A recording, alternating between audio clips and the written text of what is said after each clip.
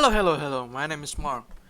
Tonight, or last night, on Raw, on Netflix, in Kansas City, it was okay. I think okay to good episode of Raw. We're starting with I think Nick Aldis now currently is the general manager for Raw at like tonight. I don't know what happened, so I didn't watch the review or something, or just not review, preview of Raw before or anything. And I don't know the news yet or anything. Just when I watch Raw, it said and JD talked to like Nick Aldis about Ring of not Ring of Honor. What am I saying? About the tag team championship, Raw tag team championship. And I was like, Nick Aldis, he's supposed to be in SmackDown. He's not. What are you talking about, JD? Are you forgetting your lines or whatever? You're supposed talking to. You're supposed to be talking to Adam Pearce, but I don't know what happened to Adam Pearce. I think they kind of like switch up the managers, the GM. I don't know the story. So yeah, we're starting with Mr. Monday Night Rollins here. Um, it's talking about something.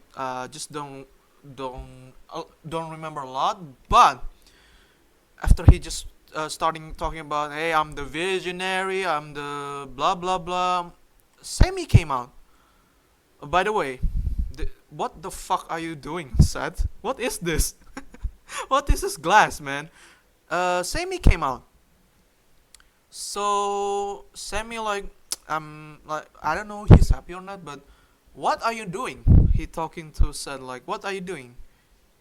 You supposed to be talking about future and this and that, but are you jealous? Jealous about Roman and CM Punk? Are you jealous about their position in the company? That's why you're doing this. Now, when I see it, you doing the same thing, like Roman, like CM Punk. You want to be in a better position, and I think that's a good call by Sami, because I felt like Seth Rollins. I see his views. I saw what he wants to do. He just wants the company to be better. He wants the business to be better without this kind of like the guy who take the championship and laugh and waiting for someone instead of like coming to Raw every single week just to do just do promos and do wrestling match every single week. I think his views just wants to be like, hey, you need to come here to, especially for Roman, you need to come here wrestle every single week. You need to show up. You need to go to work.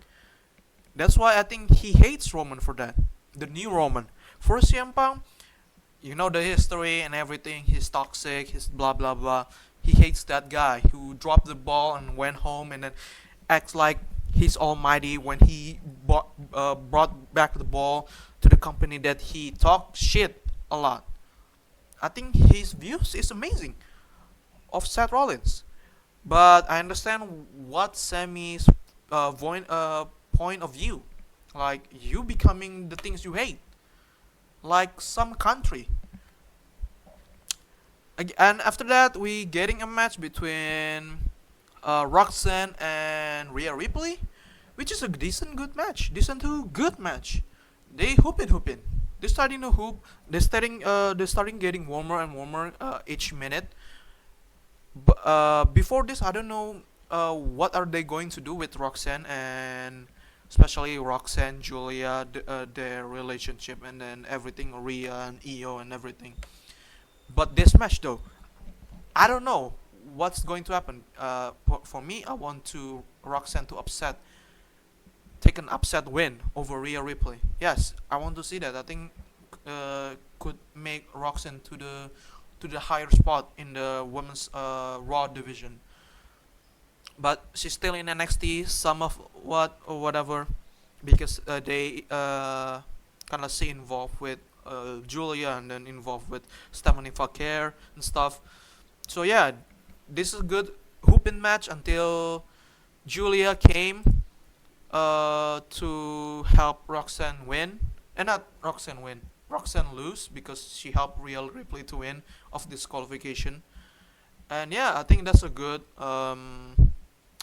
way to make sure that Roxanne didn't lose clean, and then Sonic helped her not to just lose at all at Raw, because how she had like uh have like good, what is it, a good record of like the longest woman in the Royal Rumble, beating, I don't know who she beats, but like she is the whole title holder for the longest women in the Royal Rumble currently. I don't know the all-time list, but yeah, I think that's good. They didn't ruin her character at all because she's a heel and she's a prodigy and blah blah blah. But the good point is that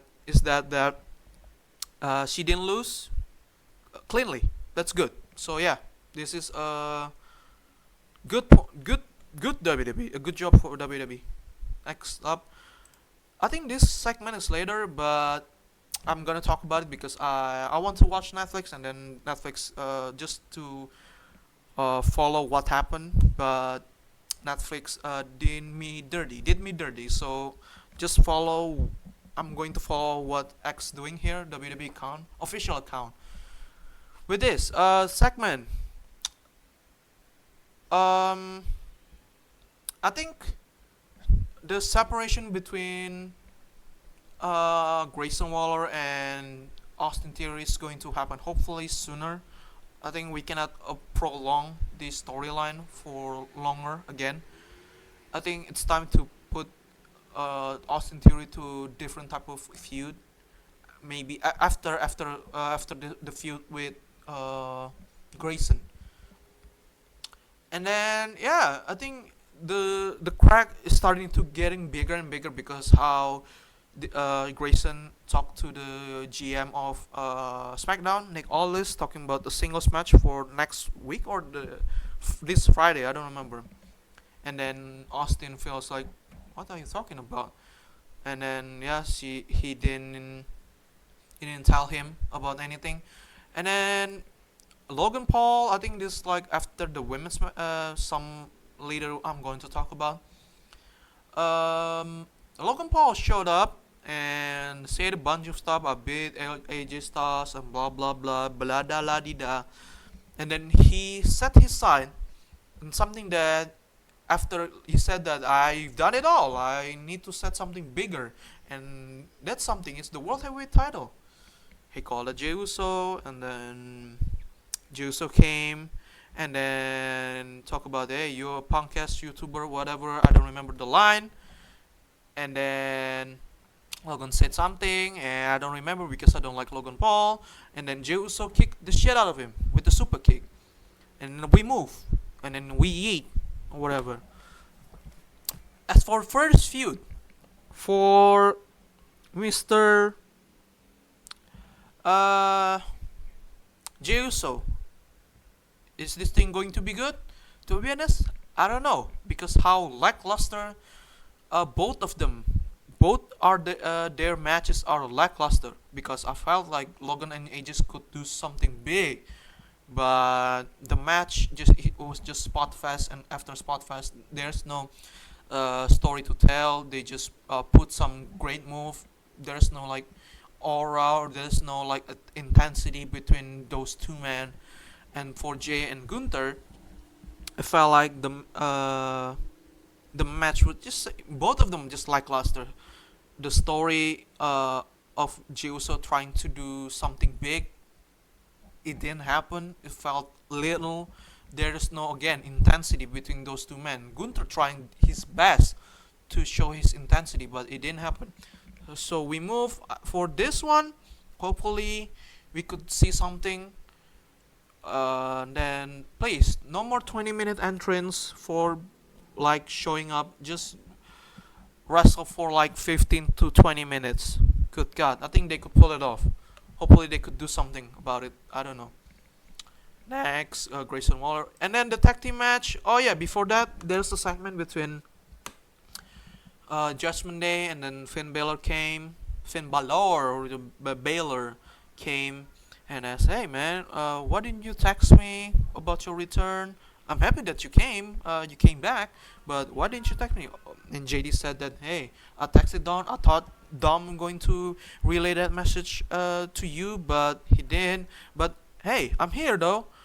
Yeah." And then Finn Balor seems like, all right, kind of like, kind of like a little bit got backstabbed by Dom after what happened with WrestleMania and everything. And then JD said, "Hey, not JD. Liv came. By the way, before they talk in the separate kind of like move away from the group, but talking about, hey, why didn't you send a message or whatever?" And then Liv came, "Hey, everything's alright," and blah blah blah. And Liv said, "Hey, there's a match, tag team match," and Finn like, "What match?" "Oh, no, I don't know if Dom or whatever it is." I think Liv said, "Hey, you have a match.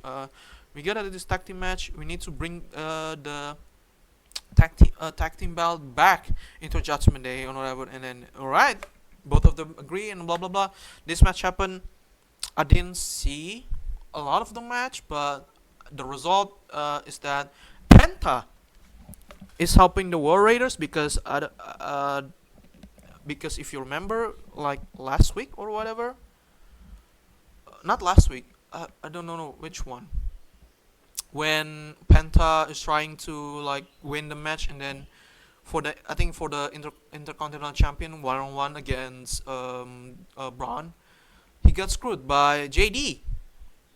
Is that tag team match? I don't remember specific, but Penta said, "I'm going to take my revenge," and then boom, JD hits his nuts on the turnbuckle, and then War Raiders take the chance and then beat Judgment Day. After that, Penta on the announce table doing the walk like a freaking awesome he is, like a gangster that he is.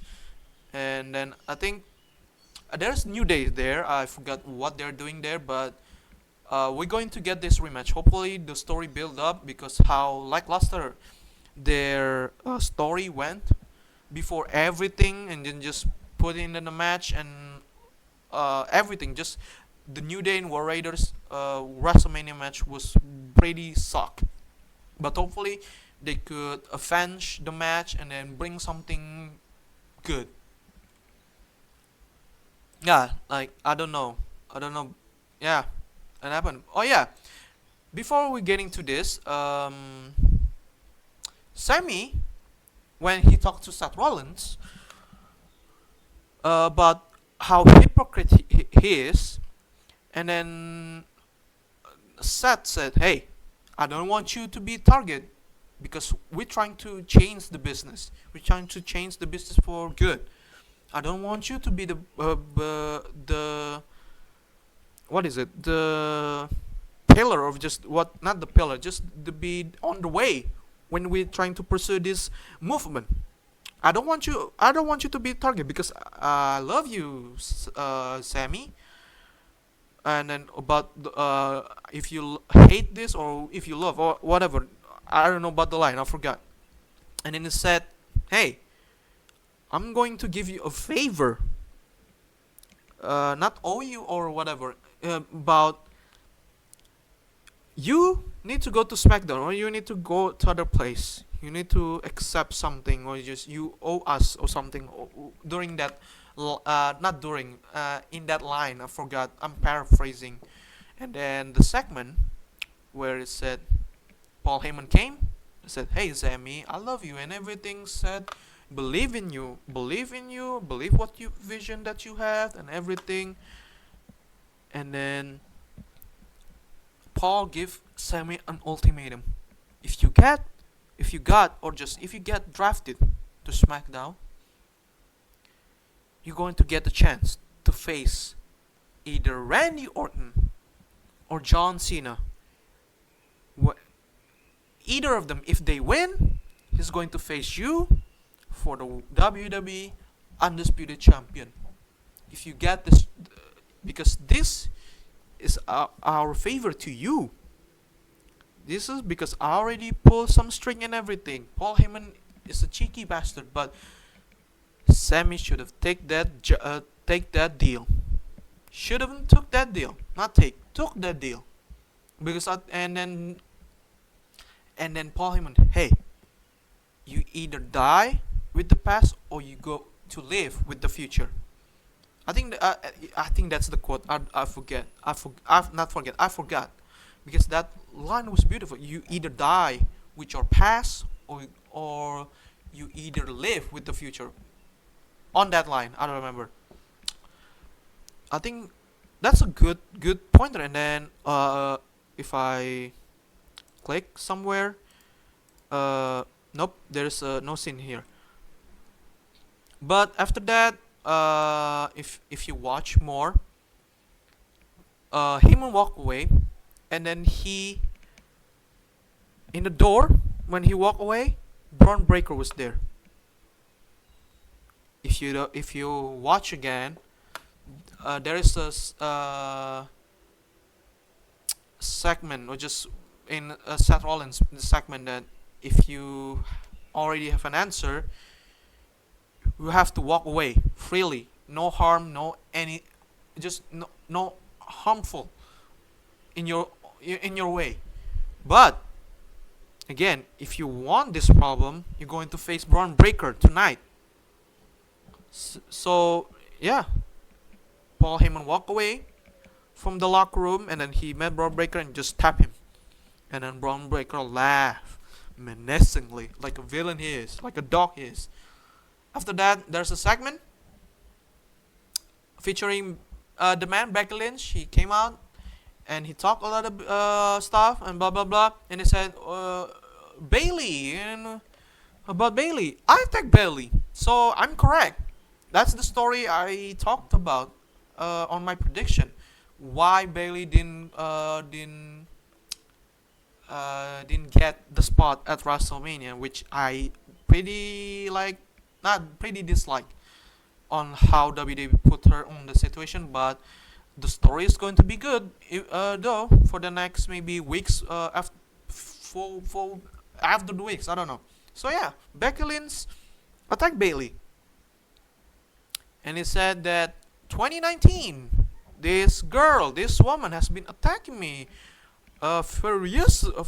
ferociously, year after year, and blah blah blah. I don't remember. And now Lyra had the balls and have the guts just to have the attack with her, and then just do whatever she was told, and blah blah blah. And then after I attack her, and then you ran back to me, you came back to me and asked for me, and blah blah blah. And then whatever it is, I forgot what line it is. And after that, Lyra came, and why you did that, I don't remember a bunch of it because I'm doing something. And then Lyra wants to challenge her, probably at Backlash, for the Intercontinental Champion. The rest of it, the segment, I don't know. And then after Lyra just claimed something or whatever she's doing, and then she got attacked by Becky Lynch right here. He moved after Penta he's doing things with. I didn't watch this segment, but I saw little clips of it. After Penta doing his thing, Chad Gable confronts him, talk about stuff, and then he said that, hey, El Grande Americano beat your brother, or whatever it is. And then during that line, I'm paraphrasing again, I don't know what happened. My man getting kicked, if that's correct. Yep, I don't know if things gets kicked, and then you go this. He said, Penta said to Chad, "You're going to face Lucha Bros." Yes, Lucha Bros going to debut next week, I think. So I don't know his tag team partner are. I think it's going to be the Creed Brothers or whatever. And move on. I think this is before after Seth Rollins. I don't remember which one is it, but Rusev have like vignette video about stuff, and then yeah, the Redeemer is back. He's trying to redeem something. I think he's going to face Otis or in the handicap match with the Alpha Academy versus Rusev. It's going to happen. I don't know when, but it's going to happen. But after that, we had a match with Stephanie Fakir and Ivy Nile. The match was good. I think uh, Stephanie Fakir hits Ivy Nile with the Devil's Kills two or three times. I don't remember. And Gunnar T is going to be happy as a motherfucker. But Stephanie Fakir wins with what is it, the finishing move that she had? I forgot the name. And we move. I don't care. And then there's a segment between AJ Styles and Dom. I don't remember that much, but I think Dom is going to face AJ Styles for the Intercontinental Champion.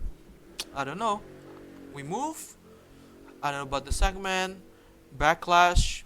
It was announced that Intercontinental Championship, Becky Lynch against Lyra. Becky is going to win easily. And then there's a segment with Pat McAfee. Address the attack by Mr. Ring General Gunther. And in Backlash, I think it's going to happen between Gunther and Pat McAfee, which is a dumb move because Pat McAfee have this promo that long that I didn't listen. I really don't care. Just want to get to the point. And then I listen a little bit about stuff about Kansas City and stuff. But Nick Aldis said, "Hey, you want to face Ring General? You got it. Backlash or Monday Night Raw? I don't remember." And then this is done. It is confirmed. John Cena versus Randy Orton. We move, and then the segment before this man giving his answer to Seth. Jey Uso talked to him. Hey, no matter what you're choosing, I'm gonna be there with you. After that promo, my man got sucker punch. Karma is a bitch by this doofus. Okay, we move. And then next week, JD gonna get one-on-one the returning. Yeah, let's go. Oh, okay. It's not a handicap. Rusev versus Otis. We move. Yes, Pat McAfee. I think Pat McAfee is going to show out at least. I think if you watch the Adam Cole versus Pat McAfee during the NXT time and then during the CV19, this man can cook in wrestling. So we move, and then Sami gave us a no deal because he believed that he could do it by himself, chasing that title when he drafted to SmackDown or whatever. And then said okay, your choice, not mine. And then during that time, Sami got speared a lot of times, and then Seth said, "Hey, you should have just take the deal. I said you could take the deal, but you have to endure, and then you have to endure this pain." After this man getting speared a couple times, the match just done. The match done. The referee said, "Stop it. The match is over." And after that, Mr. Seth Rollins curb stomp my man. Curb stomp him. Yep. He sent a message to Sami. You should have just take the deal. You now become a target for both of us.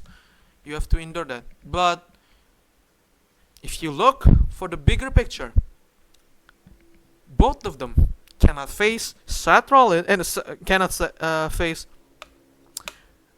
Roman Reigns, CM Punk, and Sami Zayn. So I don't know who's going to be the third member for Seth Rollins or the new Dangerous Alliance.